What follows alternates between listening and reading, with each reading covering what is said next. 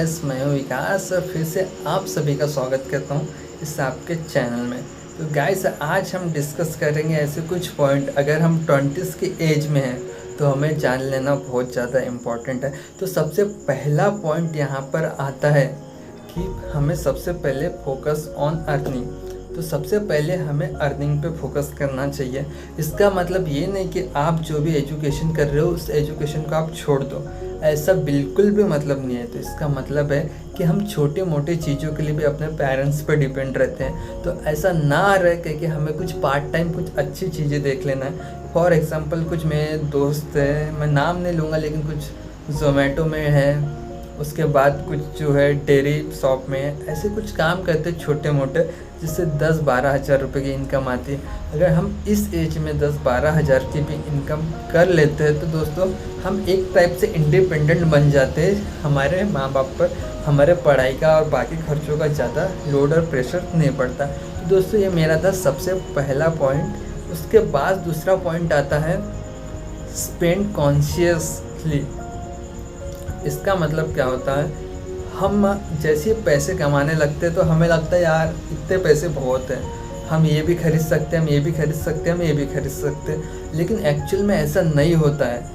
हम जो है ये सब सोच के फालतू जगहों पे पैसे खर्च कर देते। फॉर एग्जांपल, हमारे पास already T shirt, shirt, jeans या ड्रेसेस वगैरह रखे होते हैं, लेकिन हमारे पास अगर पैसे आए तो नहीं, हम ये भी खरीदेंगे, हम ये भी खरीदेंगे, हम वो भी खरीदेंगे। इसी चक्कर में दोस्तों हम अपने ज़्यादातर पैसे वेस्ट कर देते हैं और ये हमारे लिए बहुत नुकसान के लिए होता है। अगर इसी की जगह हम पैसे को सेव करके रखते हैं और कहीं इन्वेस्ट करते हैं तो वो हमारे लिए ज़्यादा प्रॉफिटेबल होगा। इसी से रिलेट करता हुआ हमारा दोस्तों तीसरा पॉइंट है कि हमें हमेशा असेट को परचेस करना चाहिए, ना कि लाइबिलिटी। तो दोस्तों, असेट और लाइबिलिटीज़ में अंतर क्या होता है? असेट वो चीज़ है जो हमें पैसा कमा के देती है और लाइबिलिटी वो चीज़ है जो हमसे पैसा लेती है। तो दोस्तों, एक एग्जांपल के साथ इसको समझते हैं। फॉर एग्जांपल, मेरे पास समझो 10,000 रुपये।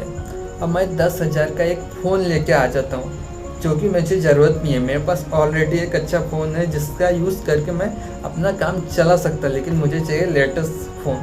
तो ये एक टाइप से लाइबिलिटी होती है। मेरे जो 10,000 रुपये हैं उस फ़ोन में चले गए। अब इस फ़ोन आया तो फ़ोन आने के बाद उसमें रिचार्ज आएगा, अगर उसमें कुछ प्रॉब्लम आए तो रिपेयरिंग के लिए पैसे लगेंगे और हर महीने पर महीने रिचार्ज में 300-400 का ये मारना पड़ेगा। तो दोस्तों, एक टाइप से ये हमारी जेब से पैसा जा रहा है, तो ये हमारी हो जाती है लाइबिलिटी। और दूसरी बात दोस्तों, असेट। तो असेट वो चीज़ है दोस्तों जो हमें पैसा कमा के देती है। फॉर एग्ज़ाम्पल दोस्तों, अगर आप एक कैमरा खरीद लेते हो और आपका शौक़ है कि फ़ोटोग्राफी करना, तो आपके लिए वो कैमरा जो है एक असेट हो सकता है। आप उस कैमरे को हो सकता है वेडिंग ऑर्डर में या किसी के बर्थडे में या किसी फ़ोटो शूट में जाके उस कैमरे से फ़ोटो खींच के आप अर्निंग कर सकते हो। तो ये हो जाता है आपका असेट। अगर आपको इसमें भी कोई इंटरेस्ट नहीं है तो दोस्तों, उसके बाद तीसरा पॉइंट आता है कि हमें इन्वेस्टमेंट करना चाहिए। तो इन्वेस्टमेंट दोस्तों, इस एज में मैं जहाँ तक जानता कि इस एज में हमें इन्वेस्टमेंट की ज़्यादा नॉलेज नहीं होती। लेकिन जैसे कि मैंने इससे पहले बताया कि हम 10,000 का फ़ोन लेने की जगह कुछ ऐसी चीज़ ले लेते हैं जो हमें पैसा कमा के देती है, तो वो चीज़ हमारे लिए ज़्यादा फ़ायदेमंद है। तो इसी पॉइंट को रखते हुए कि हमें इन्वेस्ट करना है, ना कि पैसे खर्च करना है। तो अब इन्वेस्ट हम कैसे कर सकते हैं? तो सबसे पहले बेसिक चीज़ों में इन्वेस्ट करो। फॉर एग्जांपल, अगर आप 10,000 का फ़ोन लेने जा रहे हो, उससे अच्छा 10,000 की कोई एक सोने की चेन बनवा लो। सोना एक ऐसी चीज़ है दोस्तों जिसकी वैल्यू कंटिन्यूसली बढ़ते रहती है। तो अगर आप सोने में इन्वेस्ट करोगे तो आपको बराबर से एक अच्छा रिटर्न आपको दो। स्किल को डेवलप करना है अपने। इस एज में क्या होता है, हमारे पास टाइम होती है, हमारे पास एनर्जी होती है, और इसी एज है हमारी कि इसी एज में हमें अपनी स्किल को डेवलप करना पड़ेगा। क्योंकि ये एज में हमारे पास होती है टाइम, ये एज में होता है हमारे पास एनर्जी। तो टाइम प्लस एनर्जी, इसका यूज़ करके हमें अपनी स्किल को और भी ज़्यादा डेवलप करना पड़ेगा। अगर हम अपनी स्किल को डेवलप करते हैं तो ये स्किल हमें आगे जाके काम देती है और बहुत ज़्यादा बेनिफिट देती है। तो जो भी स्किल है आप में, जैसे कि कम्युनिकेशन स्किल हो गया, सेलिंग स्किल हो गया, टाइम मैनेजमेंट स्किल हो गया, जो भी बेसिक स्किल जो हर आदमी में होना ही चाहिए और इम्पॉर्टेंट है, तो वो स्किल आपको ज़रूर से डेवलप करनी चाहिए। उसके बाद वाला कि अपना कुछ नया क्रिएट करने का ट्राई करो। फॉर एग्ज़ाम्पल, अगर आपको कुछ काम करने नहीं जम रहा है, या समझो आपका किसी सिंगिंग में इंटरेस्ट है, किसी को डांसिंग में इंटरेस्ट है, किसी को एक्टिंग में इंटरेस्ट है, तो अभी दोस्तों क्या होता है, हर जगह एक प्लेटफॉर्म अवेलेबल है। यूट्यूब हो गया, इंस्टाग्राम हो गया, ऐसे बहुत सारे प्लेटफॉर्म अवेलेबल है जिसमें आप अपने टैलेंट को शो करके बहुत अच्छी अर्निंग कर सकते हो। तो अर्निंग कैसे करना है तो इसके ऊपर भी डिटेल में वीडियो बना सकते हैं अपन, लेकिन यहाँ पे बस समझने की इतनी बात है कि अगर आप जॉब भी करते हो उसके साथ साथ भी आप कुछ कर सकते हो कि अपना क्या किया जाए, किसी के प्रेशर में ना रहे, ना किसी के दबाव में ना रहे।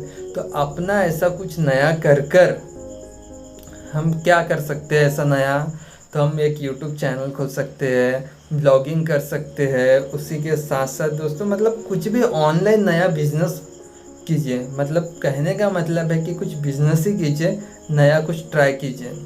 तो इससे हो सकता है कि आप 20s के एज में आपको हो सकता है एक्सपीरियंस आ जाए कि बिज़नेस ऐसे नहीं ऐसा होता है। उसके साथ साथ दोस्तों आप कुछ गलतियाँ भी करोगे, तो आपको आपकी गलती जितने जल्दी मालूम पड़ेगी उतनी अच्छा है। फिर बाद में इन फ्यूचर अगर आपका आइडिया अच्छा रहा तो आपका बिज़नेस चल सकता है। फिर बिज़नेस अगर आपका अच्छा चल रहा है तो आप जॉब छोड़ सकते हैं। तो इससे आपको एक फाइनेंशियल फ्रीडम मिल सकता है। तो दोस्तों ये एज है जिसमें हम हर चीज़ ट्राई कर सकते हैं, क्योंकि because of energy and time.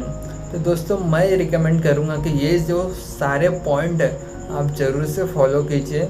और साथ में मैं भी ये सब सीख रहा हूँ, ऐसा नहीं है दोस्तों कि ये सब मैं भी फॉलो कर रहा हूँ और मुझे ये सब चीज़ें आते नहीं। दोस्तों जो चीज़ मैं सीखता हूँ वही चीज़ बस आपके साथ शेयर कर देता हूँ, और मैं भी ये सब चीज़ों को रोज़ रोज़ फॉलो करने का ट्राई करता हूँ। दोस्तों ये वीडियो अंत तक देखे आपने, उसके लिए बहुत बहुत धन्यवाद। तो अब मिलते हैं अगले वीडियो में।